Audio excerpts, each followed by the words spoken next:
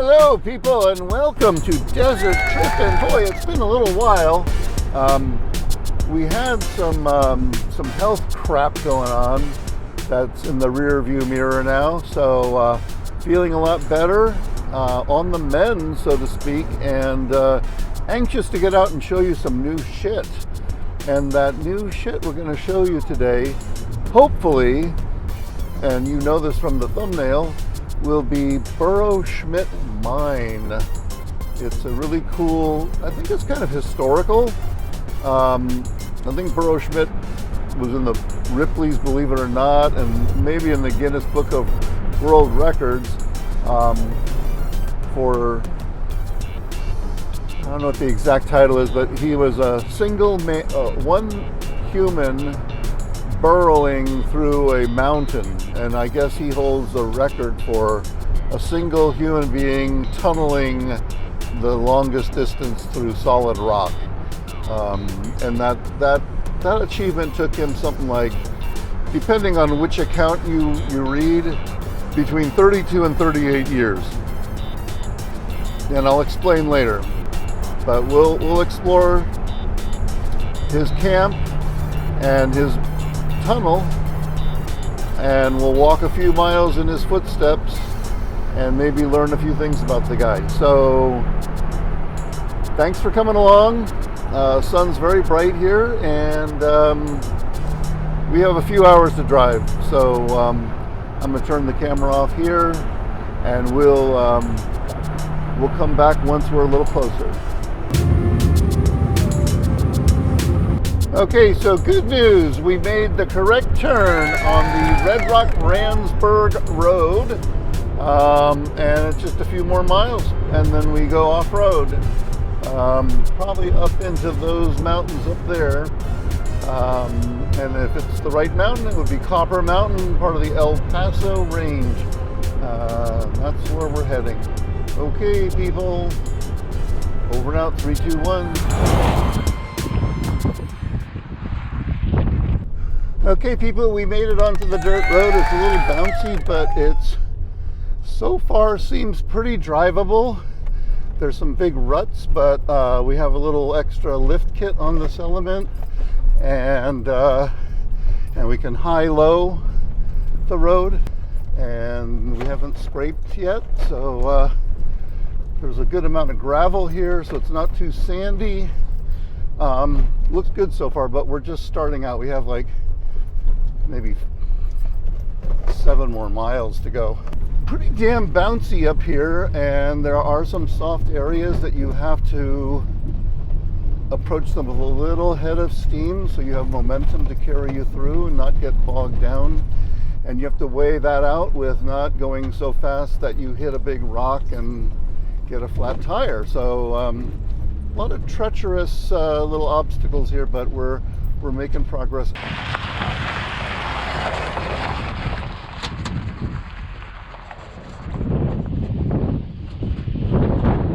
We are closing in on our target, people. It's looking good so far. Ooh, we had to go on a little berm there to get around some ruts. Okay, Honda Element is doing really well here. I love my Element, and I wish they would start making the Honda Element again. Hopefully, you know, at least something similar to these original Honda Elements. I don't know why Honda stopped making them. I think it's the cutest and most versatile and dependable car I've ever had. So Honda, if you want to sponsor me, I'm open right now. I'm right between major automotive sponsors, so you have an opportunity to sign me up. Could be Joe Bowie Desert Trippin, sponsored by Honda Motors. Okay, people, I'm going to sign off so I can see where I'm supposed to stop. Over and out, 3, 2, 1. Okay, look what I see up on the horizon there. Look at that. If that doesn't look like Burro Schmidt's camp, I don't know what is. We made it, people. Woo! Okay, people, well, I think we are just about there. I'm spotting a camp, an abandoned camp, just up ahead on a little bluff. and it looks like the Burro Schmidt camp that I saw in some photos before. And we're making our final approach. I think we'll be parking near the camp.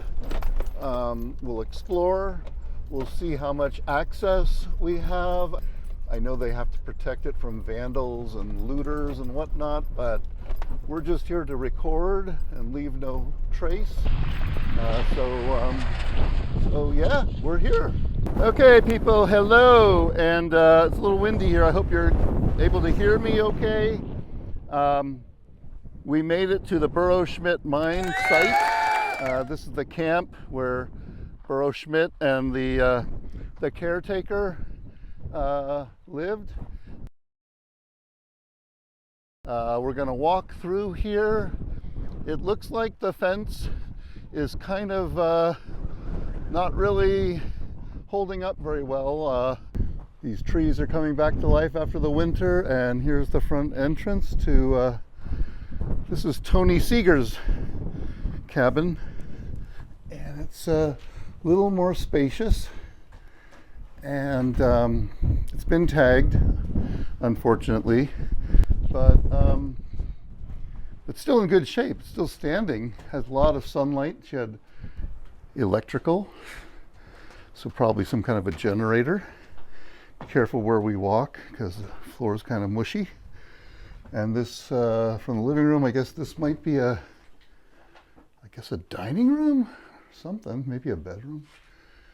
I think Logan sucked somebody's dick here, and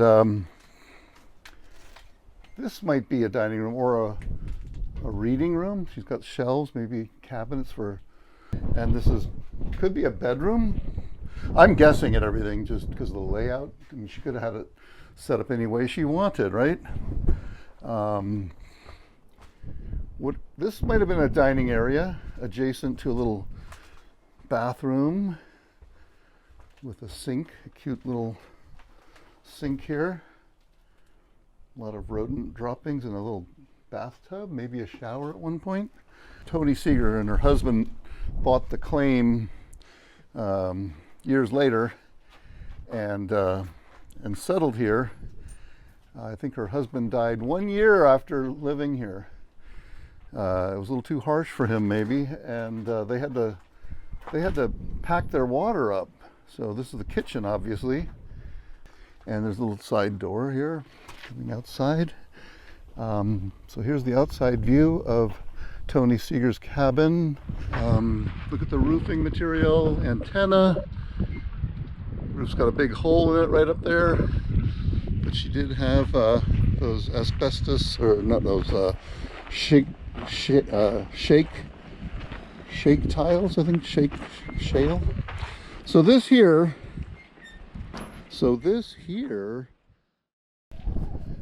and then maybe this was Burro's building. Let's see if we can get in here. And, oh yeah, yes. Okay, so here's where Burro lived. Oh my God. Look at this. Gotta be careful where we step. We've got old magazines, Collier's, soda wafer there. He recycled everything and used it to insulate his cabin here. And this is interesting here. This shows you a close-up of how he attached the clippings to the wall. He had little nails and he cut little squares of paper or something to hold the paper in place. Do not hand rock. I wonder if he wrote that or if Mike Lee wrote that. Here's graham cracker, crispy crackers, French's. Look at this. This is a time capsule here. How cool is this shit, man? He drank Hills Brothers coffee. I remember that logo. See if we can find a date somewhere. I would think these are from the 20s or 30s. The newer stuff would be on the top, right? I can't see a date on that Collier's, and the floor looks a little dodgy here, so I'm going to be very careful. walking over. That's a calendar there. 1925. 1925. So yeah, look at this. Look at this, man. Oh wow. It's so cool to be in here where Burro Schmidt himself, with his own hands, built this cabin with this pole here. Hold up the roof, still holding. So yeah, we'll walk through here a little bit more carefully. And we'll take some photos. Look at this stuff, man. Look at this stuff.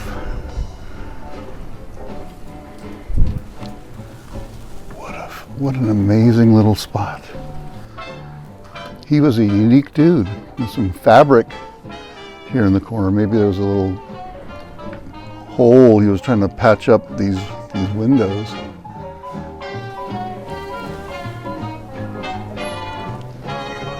What's that? Is that Chef Boyardee or something?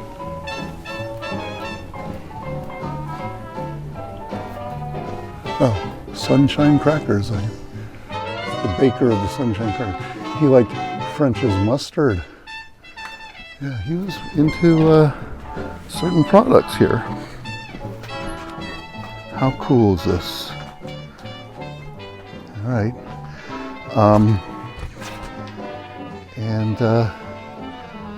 Okay. So this is Burro Schmidt's cabin. Yeah. Not too shabby. I guess if you want to be a hermit and live away from people and dig a 2,000-foot tunnel, this is how you do it, right? A little storage place up there. So, okay, we're going to move on. Pretty windy. I don't think we're going to be getting the drone up, but we will go explore that tunnel. Okay. Joe Bowie signing off from Burro Schmidt's cabin up here in the Copper Mountain. Over and out in 3, 2, 1.